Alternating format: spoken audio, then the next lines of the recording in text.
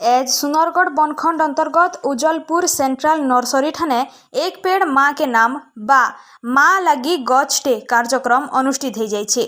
दिन के दिन कलुषित हो पड़ुतबार परिवेश के सबुज सुंदर संगे माटी मार सुरक्षा दिगे देशव्यापी व्यापक भावे वृक्षरोपण उद्देश्य नहीं करी ए कार्यक्रम चली।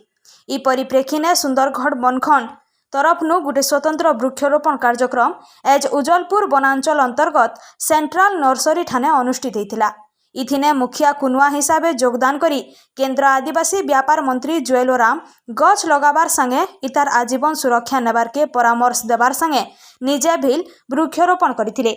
इ अवसर ने सुंदरगढ़ जिलापाल शुभंकर महापात्र, आंचलिक मुख्य वन संरक्षक रामस्वामी पी, सुंदरगढ़ बनखंड अधिकारी खुशवंत सिंह, जिला परिषद सुंदरगढ़ मुख्य कार्यनिर्वाही अधिकारी सुरंजन कुमार साहू, उपजिलापाल तेजस्विनी बेहरा, आईएएस अधिकारी फाबी रशीद, अतिरिक्त वन संरक्षक उदयन सुबुद्धि, राजकुमार सेठी, सुंदरगढ़ पौराध्यक्षा तनया मिश्र, स्वेच्छासेवी अनुष्ठान सेवक कार्यक्रम निर्देशक दिगंबर उपाध्याय प्रमुख योगदान करी निजर मांकर उद्देश्य ने वृक्षरोपण करथिले।